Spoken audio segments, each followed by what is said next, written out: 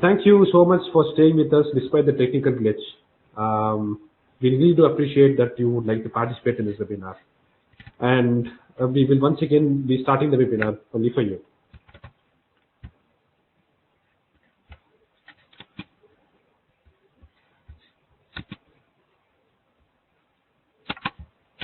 Okay. So we said that we will be discussing about the macroeconomy factors that's been affecting the world over the last month or month and a half. So our agenda for this webinar starts with the world global macroeconomy, the Indian economy, how it affects your personal finances, and the investment strategy. Now we begin with the biggest economy in the world, the United States.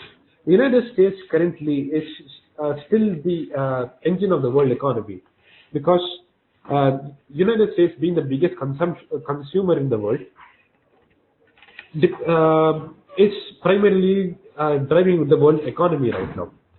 Now, if you look at the economic indicators of the United States, for example, the composite PMI, the manufacturing and services PMI, all have been expanding quite positively over the last few months actually. And if you look at the inflation, it's at 2.7%. And the Federal Reserve wanted to peg it at 2%. And when they have comfortably exceeded the number, it gave them an indicator to raise interest rates. Similarly, jobs were added last month as well. There were 235,000 jobs added against an expected 200,000, which means that the economy is performing much better than expected. And overall, there has been a positive growth in wage as well. See, all of this indicates that the US economy is doing well, which is why the Federal Reserve raised the key lending rates from about 0.75 to 1%. Even the inflation is the highest since March 2012. And this is where the US Federal Reserve would also like to have it. Typically, what happens when the Federal Reserve raises the interest rates is you will have gold, commodities, oil, all of them will weaken. The dollar will strengthen, and the currencies of the world over will weaken against the dollar.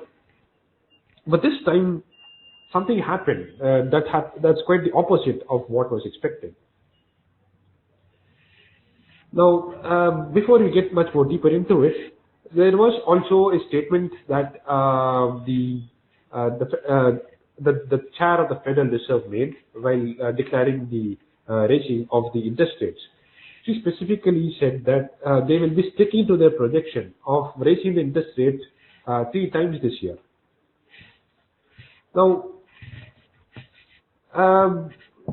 typically, it's not just the commodities, it's not just the currencies that weaken, but based on the Federal Reserve, we will also have some of the other central banks of the countries also reacting in a similar way. So if you look at Japan, if the Federal Reserve raises interest rates, that will imply that the dollar will strengthen against the yen. Essentially, the yen will become cheaper, and so importing for Japan will become much more costly. That in turn will raise inflation. So typically, to rein in inflation, the central banks would raise their interest rates. But that's not the case this time. So even though Japan experienced an inflation of a core inflation of 0.1%, and that too, this inflation is the first positive inflation since 2015. Despite that, the Bank of Japan does not seem keen on changing interest rates. Why? Specifically because Japan wants also to have an inflation of 2%. The 0.1% is nowhere close to where its target is. But there are other positive indicators for the Japanese economy. For example, the unemployment rate is at 3%, and this is the lowest in almost 2 decades. Now, if we read a bit more into this, it's not just an unemployment rate. In Japan, there are about 1.43 jobs available for every person who is looking for a job. Basically, it means that there are more jobs in Japan available than people actually available for filling those jobs. Now, this could mean one of two. This could mean multiple things. From an Indian perspective, this means that with the uncertainty looming over the United States, we can actually turn east, and Japan will start rolling out jobs for Indians. The second thing, which can be interpreted from this, is with fewer people and a larger number of jobs. What that will actually mean is a typical Japanese worker will stand to gain more in terms of wage. So with a much more stronger wage growth, you can actually expect the inflation to go up. Now, if the inflation goes up, that is when the Bank of Japan will raise its interest rates.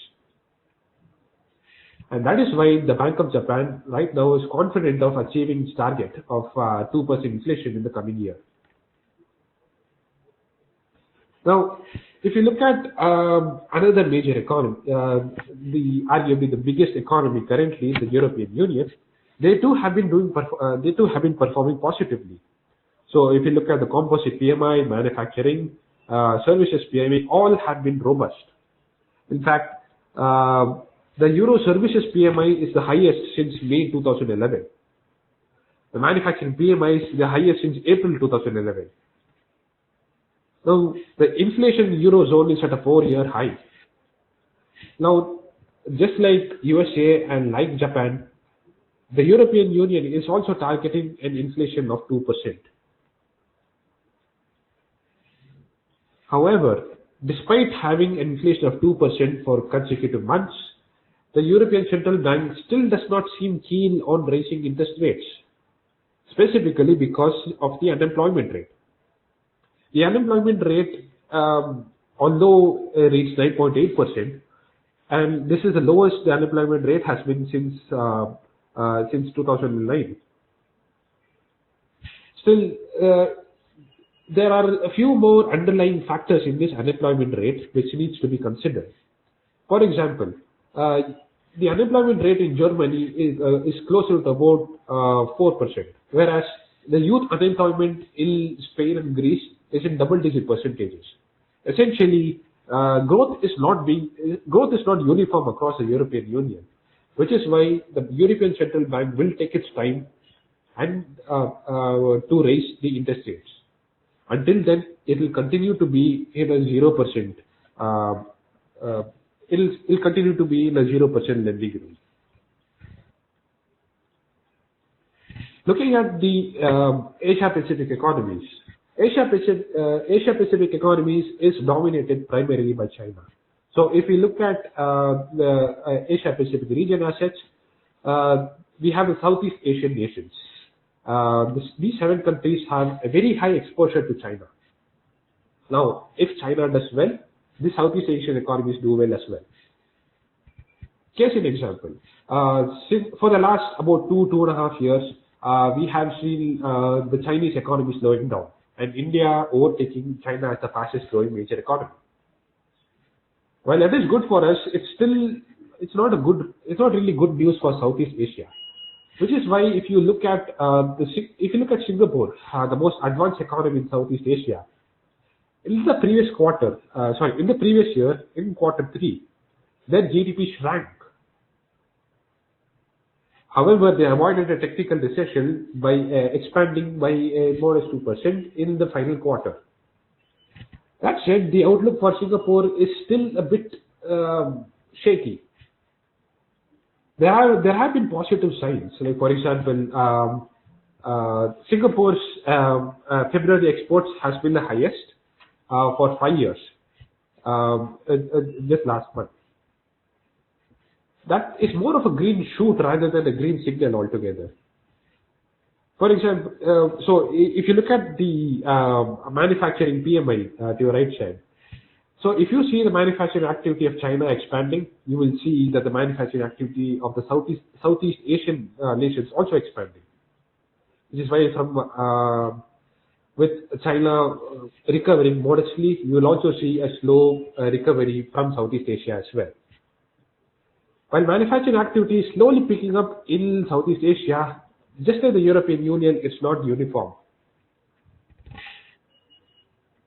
Vietnam, Thailand, Philippines are experiencing strong to moderately strong growth in manufacturing, whereas manufacturing activity is shrinking in Singapore, Malaysia, and Indonesia.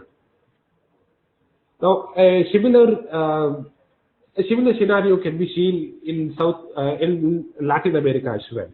The biggest economy in Latin America is Brazil, and most of the Latin American countries have a significant exposure to Brazil.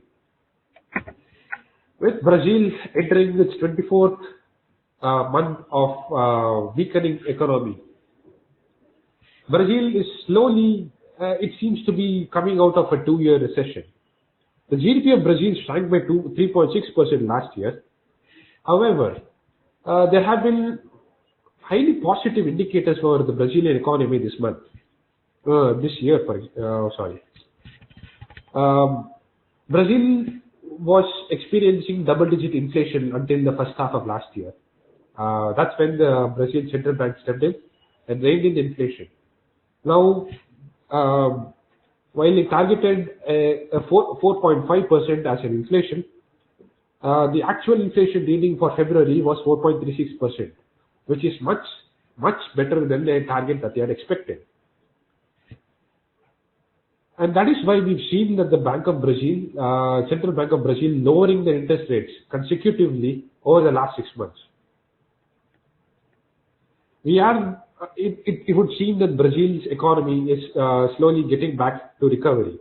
And that is how we can expect the rest of, and with Brazil expanding, slowly we can expect the rest of Latin America also to get back to experiencing robust growth. Now, if you look at the commodities globally, let's begin with oil. OPEC and Russia had agreed to reduce their oil output. And this deal was reached at the end of November last year, and it was put into effect. In fact, there was 98% compliance to the oil reduction in the last review. Despite that, oil production is still high. And while oil was gradually weakening and was kind of range bound, the news of very high oil inventories in the US was released, and that brought down the oil prices further back to the less than $50 mark. And it breached the less than $50 mark for the first time since December 2016. Now, with the Federal Reserve raising interest rates, oil somehow does not seem to be escaping the influence of the dollar. So we can expect the oil will see a further correction in prices unless OPEC intervenes. If you look at the other major commodity, gold. Now, if you can see towards after 13 March 2017, you can see a rallying of gold. It appreciated from $1,200 per troy ounce to $1,225 per troy ounce. And incidentally, this was also the time when the Federal Reserve raised the interest rates. Now that brings us back to what we had discussed in the first slide. What is exactly happening when the Federal Reserve is raising interest rates, but gold is actually strengthening and the Indian rupee is also strengthening? Well, one of the reasons why gold is strengthening despite the Federal Reserve raising interest rates is because of the statement that the chair of the Federal Reserve made rather than the raising of the interest rates itself. While announcing the raise, she said that she will be sticking to the plan of 3 interest rate hikes this year. Now, going by the indicators, the markets had expected at least 4. Essentially, her statement indicates that she's still cautious about the US economy. She's still not certain about the US economy's robustness in the coming months, and which is why she is still uncertain about the US economy, which in turn means that US may not really be the best place to invest in right now, which is why you can see that the gold, which is traditionally the hedge against uncertainty, is rallying towards the end of March. Now, when we come to India and to understand why the Indian rupee is rallying, we look at Indian economy as such. Last month, during the policy review, the RBI did not change the interest rates. In fact, it actually changed its stance from accommodative to neutral. What this means is the RBI will not be looking at reducing interest rates in the coming few months. It will hold. And in a few, and if pushed a little bit, it might actually raise interest rates once more. Now, this is actually quite surprising because we are, compared to the rest of, compared to other major economies, we still are a high interest economy at the moment. We also had the GDP numbers released for the last quarter. The GDP for quarter 3 was pegged at 7.0%. This has confounded quite a few of the economists as such, because they had expected somewhere closer to about 6 to 6.5%, considering the effects of demonetization. But if you look at some of the other indicators, the economy as such is shaking off the effect, did shake off the effects of demonetization in January, and it seemed like it did nothing ever affected it in February. So if you look at the PMI for manufacturing, for services, for composite as a whole, all are in green, which means that they are back to growing. We will expect that this PMI will become much more green, much more robust in the coming months, especially because we are expecting a lot more of legislative action coming through in the form of the GST. The GST, as we had discussed in one of the previous webinars, has the potential to add about 100 or 150 basis points to the GDP growth of India itself. Now, recently the GST Council had gave a green signal to the central GST, the Union Territories GST, integrated GST, and compensation laws. Essentially, this means the GST, which originally was supposed to have been rolled out in April 2017, is most likely to get rolled out. In July 2017. And so going back to why the RBI had changed its stance from accommodative to neutral, there are quite a few macroeconomic factors. Over the last couple of months, if you have been following the webinar, we discussed how the commodity prices were rising. And with rising commodity prices, you can also see, along with the demonetization, the rupee had weakened. What this means is importing for India will become costlier. And with costly imports, we would expect inflation. One of the biggest drivers for inflation in India is actually OPEC. Because if OPEC manages to raise oil prices, India will have to import oil at a costlier rate. And with the withdrawal of subsidies for petrol and diesel, what that means is transportation will become costlier. Now, with costlier transportation, transporting food from the farm to the market will also become costlier. That in turn will drive the Indian inflation upwards. And this was the reason why the wholesale price inflation for February is at 6.55%. And the RBI did catch that and did not raise the interest rates. Now, there are a few other impacts. There are a few other impact of the RBI not raising interest rates, and it's not just the RBI, but there's also a political reason as to why. There are also political reasons as to why the Indian economy might actually be performing much better in the coming months. So to start off with, this is the S&P India Bond Index. Uh, this is similar to the Sensex. This tracks bonds, where Sensex tracks large cap equity. Now you can see a steep drop between 3rd and 10th February, essentially 9th and 10th February primarily. And then this is the Indian rupee to USD conversion currency.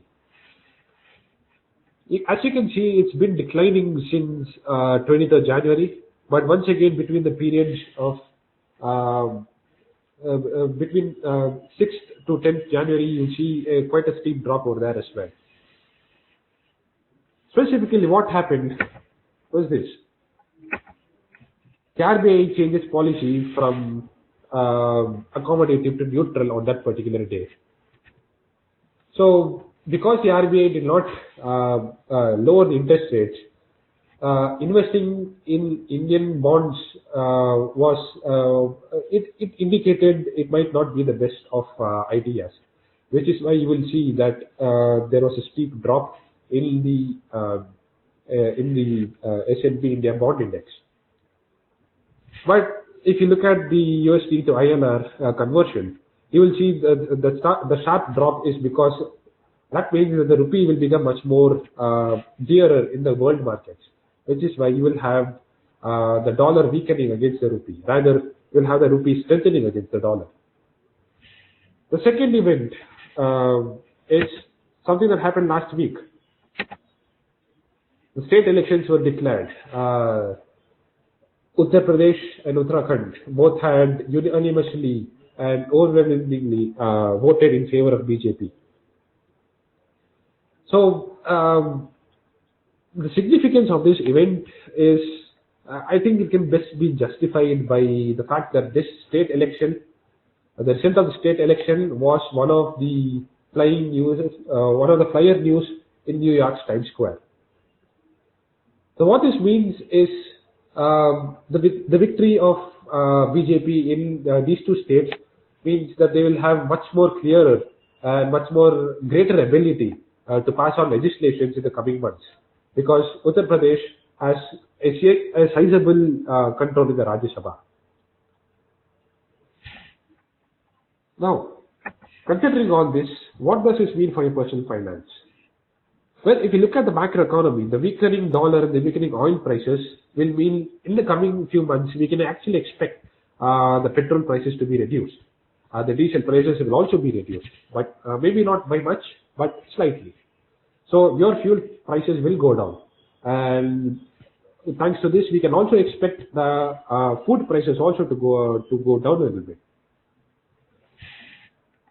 Now, the dollar, the gold has strengthened in the world market, and India being one of the world's largest importer of gold will mean that gold ornaments will become costlier in the coming few months. Any gold article assets will be slightly costlier in the coming few months.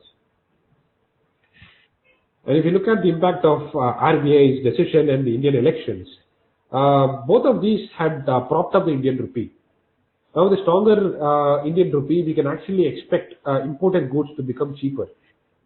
So, there might the effect up to which the retailers will be passing on the economic benefits of this to the end customers is subjective. However, if you are up for it, you can actually bargain for a much lower price. Now, this also means that there's a chance that the fuel price will reduce, because fuel is one of the things which we import as a country. Now, with the reduced fuel prices, we can also see once again a much more subdued growth in food prices. So the 6.55% inflation, wholesale price index inflation, which we saw for February, will decline in the coming months. Considering this, we look at how to arrive at the investment strategy. First,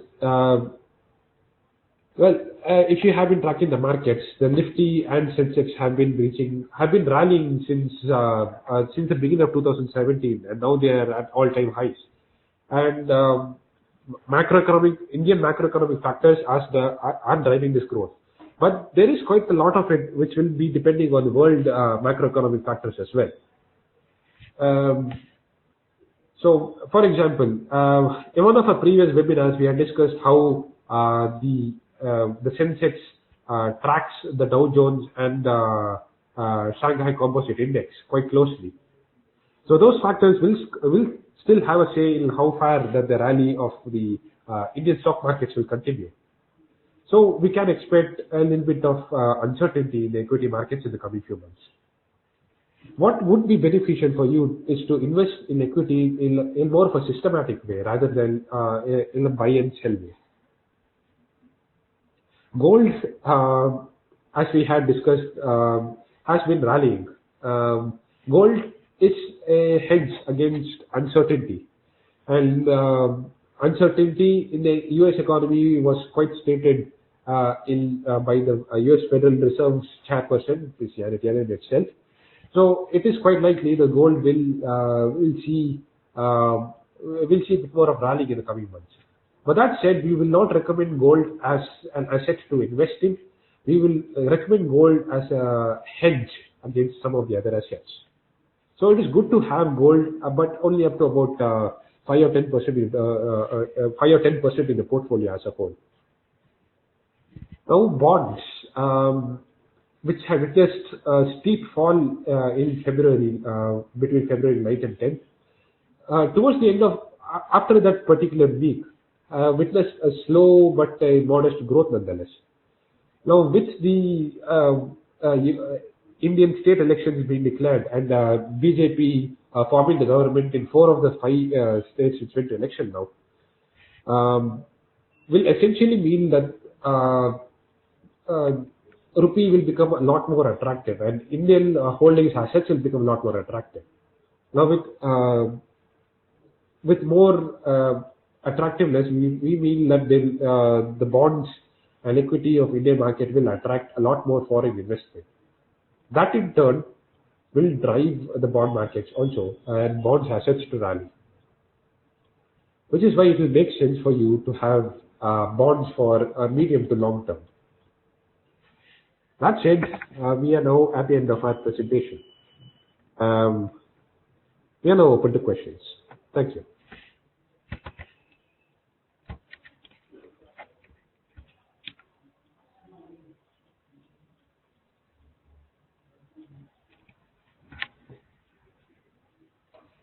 So I have a question asking, at what percentage do you expect the rupee to go stronger against the dollars in the coming months?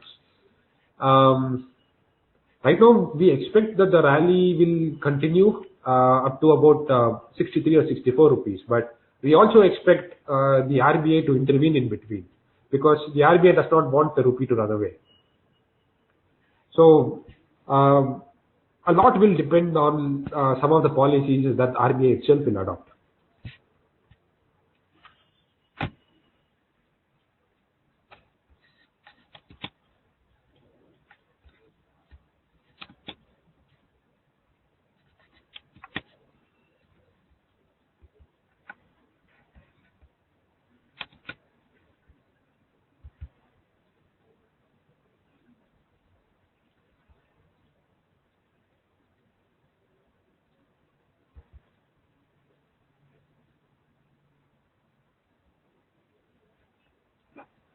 Do you have any more questions?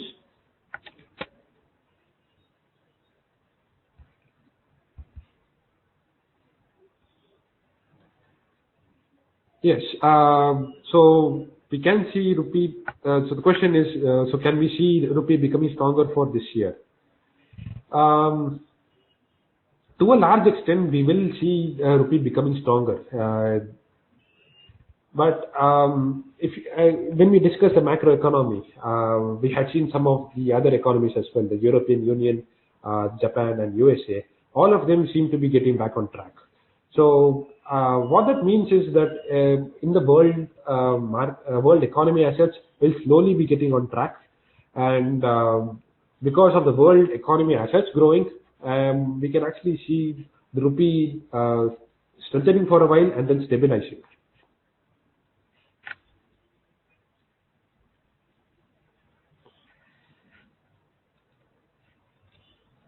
Any more questions?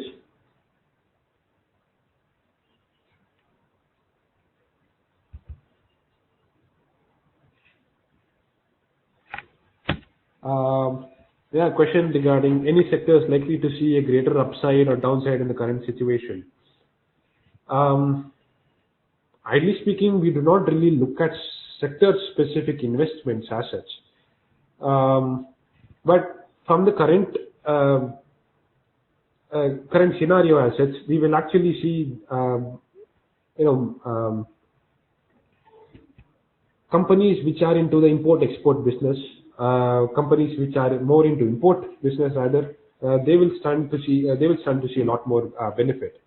But companies which are into the export business, for example, IT or pharmacy, they may actually see a little bit of problems in the coming few months because cheaper rupee is what they will be looking for rather than a costlier rupee. We have another question regarding how much percentage of investment in bonds is advisable in the portfolio. So we as such design portfolios based on risk types rather than quick earning basis.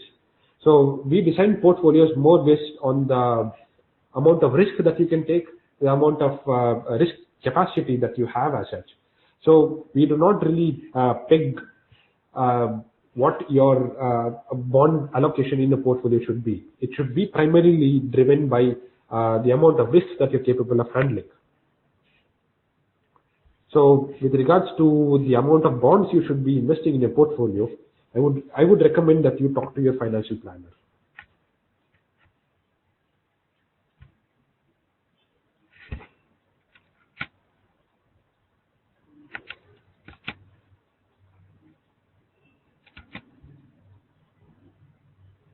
Do you have any more questions?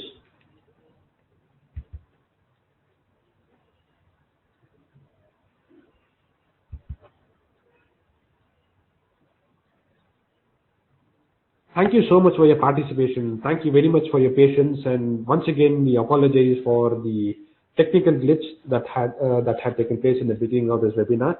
We really do appreciate your patience. We really do appreciate your active participation in this webinar. Thank you so much. We look forward to having host a webinar with you once again in the next month. Thank you.